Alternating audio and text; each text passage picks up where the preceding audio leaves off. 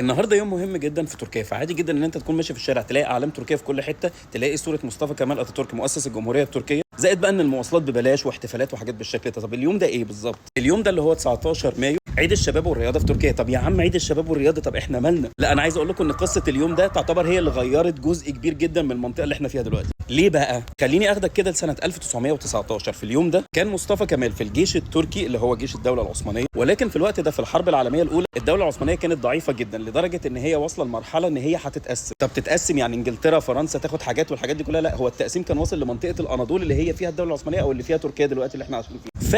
فجاء بقى مصطفى كمال اتاتورك قال لك هنعمل حاجه اسمها حرب الاستقلال التركيه. حرب الاستقلال التركيه يجمع فيها الشباب، يجمع فيها الشعب، مش محدش من الجيش، ويبداوا ان هم يتسلحوا وبيبداوا ان هم يدافعوا عن ارضهم. طب الموضوع ده ممكن يفشل؟ لا، الموضوع ده نجح نجاح مش طبيعي، وفعلا تركيا حافظت على ارضها اللي هي موجوده حاليا بالحدود بتاعتها. ومن هنا بقى قرر مصطفى كمال اتاتورك ان هو يعمل اليوم ده للشباب والرياضه، لان اي نجاح بيكون فيه حماس او قوه بيبقى من الشباب، وفي نفس الوقت العزيمه بتكون في الرياضه برضه. يلا اشوفكم في العيد اللي جاي ان شاء الله. بس والله اللي عاجبني في تركيا ان كل يعني مرحله عمريه ليها عيد. في عيد مثلا الطفل، في عيد الشباب والرياضه، مش عارف العواجيز ليهم عيد ولا هنبقى نشوف الموضوع ده.